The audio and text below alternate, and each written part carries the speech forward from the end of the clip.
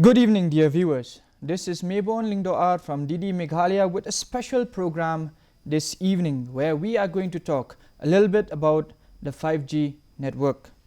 On the 1st of October 2022, India created history where the Prime Minister of India, Mr. Narendra Modi, he launched the 5G network, which is going to be an epoch in history where it is going to shape India into a new India technologically. Right here in the studio we have with us Mr. M.K. Yadav, who is the Deputy Director General, Department of Telecommunications, Government of India. We welcome you, sir. Good evening. Good evening, sir. Yeah. So, sir, tell us a little bit about this 5G network. What is the 5G network all about? 5G is a fifth generation mobile network with a lot of new features. As you see, whenever a new technology, new upgrade comes, it comes with new features, a new capacity, everything. So that way, till 4G, we were having very rich audio and video experience. But with 5G, not only human to human communication will be there, it will be machine to machine communication also, wherein machines will be able to talk to other machines, to human beings, etc. And at very high speed, very low latency, and it is ultra reliable and more secure network than the earlier networks. So for a common man, it might be quite difficult to understand what do you mean by the communication between human and machines or machines to machines. Can you elaborate a little bit on that? Right, yeah. Like for example, you must have heard about the driverless cars, remote cars. How will they work? They need to talk to other cars to avoid any collision and all. So they need to talk to all the cars in the vicinity in real time with very good, very low latency. Otherwise, it will result in accident and something like that. So for that, you need a very reliable network with very low latency. So that's how 5G comes into picture. So And the second example is suppose in case of like smart ambulances, or if a doctor want to monitor health of its patient remotely through sensors, all the sensors will pass on the data to doctor through 5G network in real time, and it will be analyzed, it will be seen by the doctor, and immediately he will give the remedy without being physically there with the patient. So it means this 5G network is going to enable the doctor to also monitor the health of a patient remotely. He can do, without actually being present there. Yes, not only that, he can perform surgeries also remotely using the robotics in real. So, sir, whenever we are talking about any kind of development or achievement or an evolution, maybe this can be called as an evolution. So how will the students, how will the education sector, because these are the future of the generation and the future of the nation, so how will the students and how will education benefit from this 5G network? As you must have seen, after the post-COVID period, online classes, online learning, that has become a need of hour, more popular also. It's saving lot of resources also. So sitting at home, you can learn, you can attend the class and all. So with the 5G, in real time, they can attend the classes remotely, and they can have a very good experience as if they are sitting in the class. Some much experience. So, sir, like whenever we are talking about these online classes and all, especially in a state like Meghalaya, we have faced a lot of problems during the COVID because of the connectivity that's not there. Yeah, that's how if 5G high reliable, high speed connectivity is there, you won't feel that you are attending class remotely. It will be as if you are attending a physical class, face to face with the teacher. So how is like, for example, like a state like Meghalaya, which is backward when it comes to the network connection of the different kinds of network that we have. So how will 5G like be a boon to Meghalaya? Because do we need to set up more towers or something like that? Definitely. 5G, in 5G you have very small cells. So there is a need to put up more and more tower in thousands. So like every alternate electricity pole or telephone pole need to have a antenna BTS Okay. equipment. So it means that with 5G, like there's also going to be a lot of expenditure Yes. on a particular state. Yeah. So is this expenditure going to come from the central government, or is this expenditure going to be shared with the state government? No, the expenditure will be done by the service provider only. Okay. Yeah, they will be deploying the network. As far as government is concerned, government has given the framework. They have facilitated. Like to facilitate them, government has come out with a revised ROW policy, wherein service providers, the mobile service providers, can get ROW permissions quickly at a very nominal rate. Like in 5G, I said antennas are required to be put on poles and all. For that, this street furniture will be available to them at a very nominal cost. And central government, Department of Telecom has already fixed ceiling on those rates. And online portal has also been dedicated to a nation for the ROW approval, so that it can be fast. So another question is like most people might be having right now with the launch of the 5G network. Do people need to buy new phones with 5G on it, or they can still use the old phones? Because like most states, people are not as well to do as the people of the other states. Maybe they like, for them just to have a phone, it's a big thing. It's a big achievement for them. So do people need to buy new phones for the network? Right now, most of the phones that are available in the market are now 5G enabled. 5G phones are available at as low as rupees 10,000, and as 5G rollout takes place, the cost will further come down. So can a phone be upgraded to 5G via software, or do we need to get a new phone itself? The phone has to be 5G compatible. If he has a 5G compatible phone, the customer can use. Otherwise, he need to buy a new phone. New phone. Yeah, supporting 5G. But a person can still use the old phone even. Yeah, of course. It's just but how is it going 4G. to affect when a person uses a phone which is a 4G on a 5G network? How is it going to affect?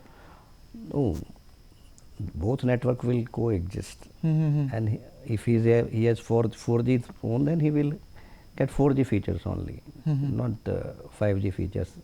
Oh, okay. It means that a person can still use a 4G phone. Yeah. Like 4G has come, but still we can use our 2G, 3G phones. That's not a issue. So, sir, you have also talked about the latency, and one of the main advantages of 5G is its low latency. What do you mean by latency, sir? Latency is when a data takes time to travel from one point to another. That time is called latency. Okay.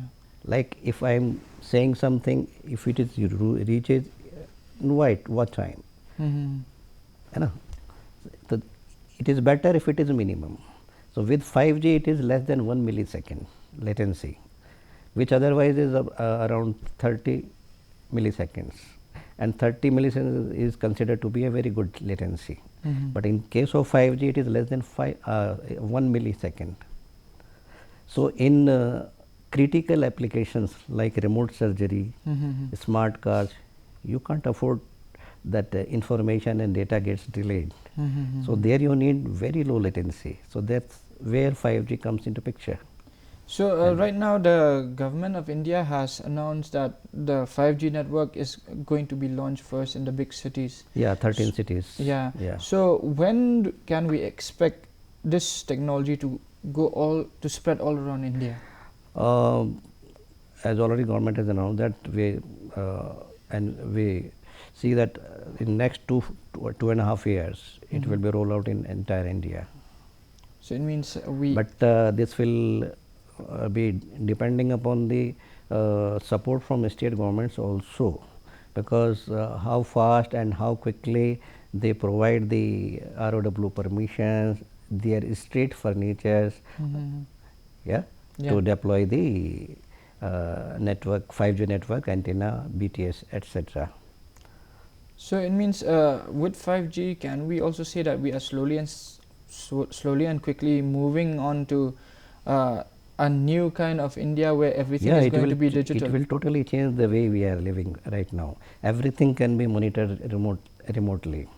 Like I said, you can do the remote surgeries. You can monitor health of any patient he's sitting at home and you sitting in your clinic. You can monitor in real time with sensors and all, and like telemedicine. You can monitor vital parameter of any person in real time and proactively suggest, because in medical the timely attention is necessary to save the lives. So it can be a very life saving technology also. Then similarly in irrigation, in hospital management, and in manufacturing production, everything can be monitored remotely through sensors. So if we also take a look on the other side of the picture, we can see that India is also that country with a number of youths that are unemployed. So don't you think that with the coming of the 5G technology in a country that is quite backward, as we can say, because it's a progressive country, not very backward but progressive, so don't you think that with the coming of the 5G technology, where everything is being made very easy, there will be more unemployment in the coming years? Not like that, because this will open another front for employment. So many new applications, new things will come up.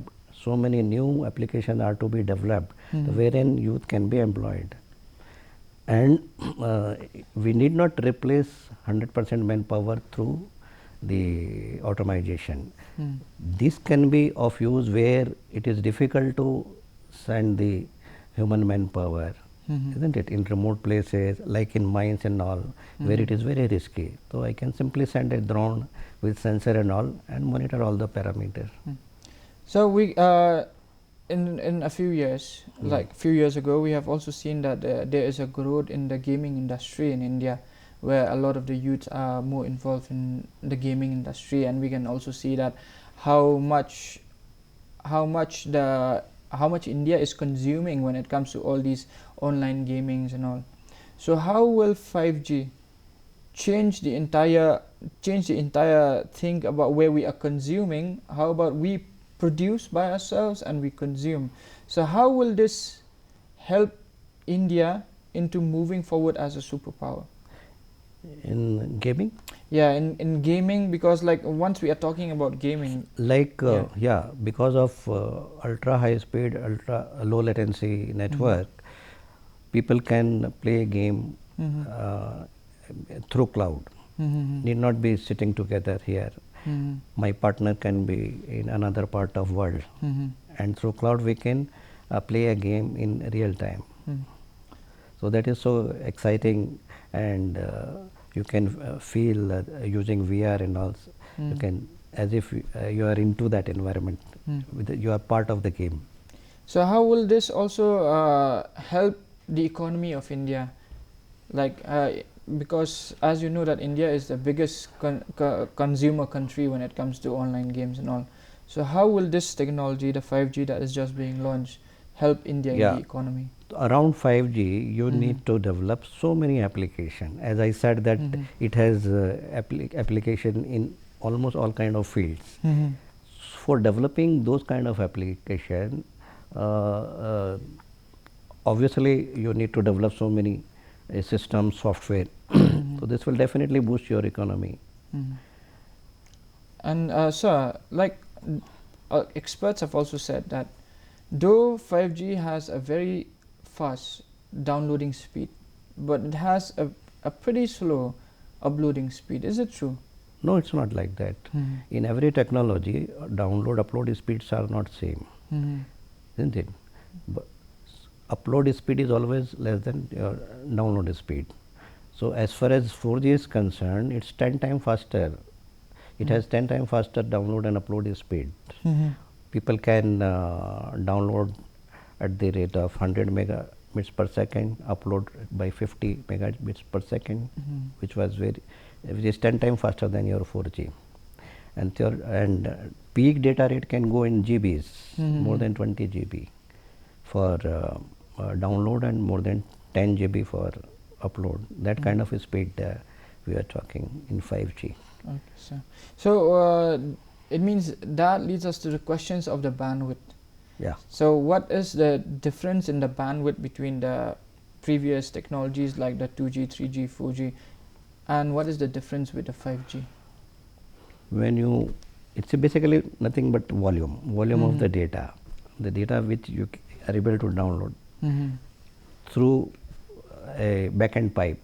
So that is called bandwidth, the throughput, how much bandwidth you get, like 100 Mbps, 1 Gbps. Okay. It's a kind of data volume which a network can carry. A network can carry. So Yeah. it's basically volume like of data.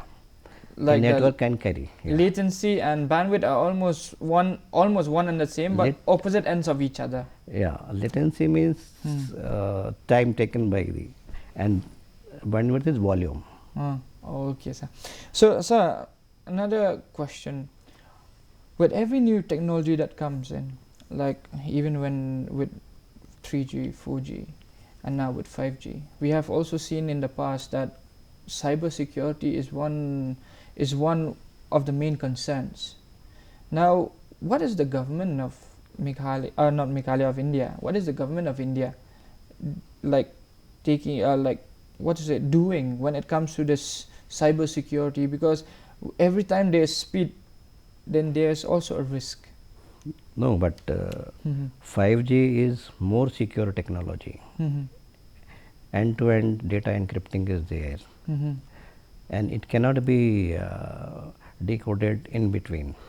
The encryption keys lies in the core equipment, so it is not possible at your BTS level to tap any information. So it is much more secure than its previous technologies. So it means with 5G, the cyber security of the people using it has become upgraded. It will be a very secure network. So basically, otherwise also Government of India is taking a lot of steps to make it more and more secure. Like artificial intelligence, they analyze the data in real time and then accordingly take action. Okay, sir, one last question. When can we expect 5G to actually come to the state of Meghalaya, since you are now in the state of Meghalaya? So when can we expect 5G to come to the state of Meghalaya, and when it does come to the state of Meghalaya, what can 5G do to the state of Meghalaya? It will depend upon the service providers' economics and business case altogether, because government doesn't interfere into their business plans. So if they have business case, economic and facilitation from the state, then definitely it will come sooner. So before we wrap this up, like, is 5G going to be more expensive than 4G, or is it going to be a little cheaper? It's not more expensive, it's as much as 4G. As far as customer is concerned, he will be paying almost like 4G charges. Of course, it depends upon the service provider, but as of now, whatever service providers are saying, that they will be keeping almost same tariffs as they are having for 4G. So, well, I guess, dear viewers, with that we have come to the end of this discussion on 5G, where we have learned a lot from Sir M.K. Yadav, who is the Deputy Director General of the Department of Telecommunications, Government of India. Thank you so much, sir, for being with us. Thank you. And for also letting our viewers know more about 5G. So with this, we will wrap this up on this special program from DD Meghalaya. I am Mebon Lingdo R. Thank you so much. God bless. Thank you.